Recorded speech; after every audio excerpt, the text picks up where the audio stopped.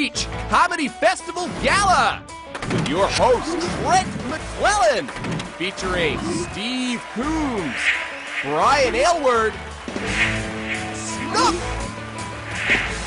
Erica Sigurdsson, Steve Patterson, Sean Cullen, John Sheen, Mark Critch, and Nikki Payne.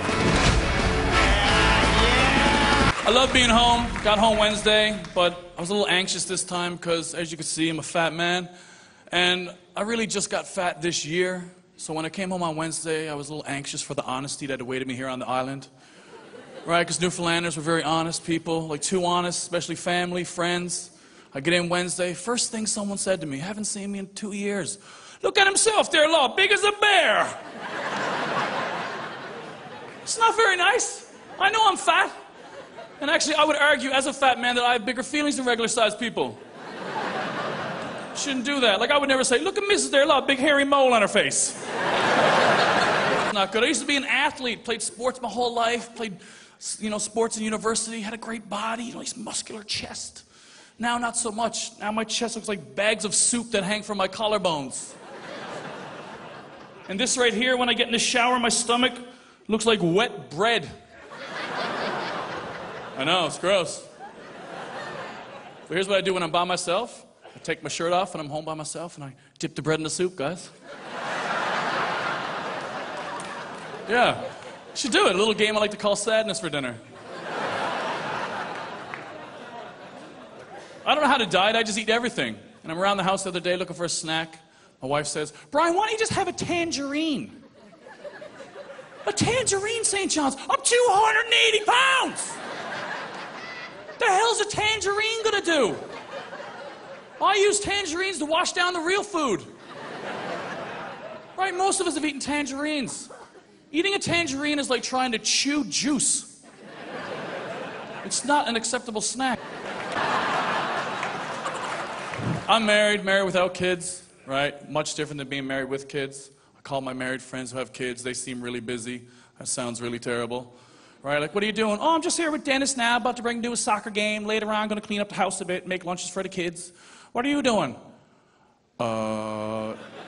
Eating chicken nuggets and watching season 2 of Family Guy. You know what I mean? Like, the whole season, I got that kind of time. An average kid. Right? That'd be the worst. Like, like someone who plays the flute and grows up to become a telemarketer, right? What a waste of time. Right? 20 years of your life for a flute-playing telemarketer. Nobody, not me. Not me. And then you start talking about baby names. My wife and I now are talking about having kids, so we're starting to do the name thing, right? Now, I have friends like Scott, Chris, Dave, I'm Brian. Simple names. Not anymore. My wife says to me, what do you think about the name Braska? Yeah, Braska. What the hell? I never heard the word before.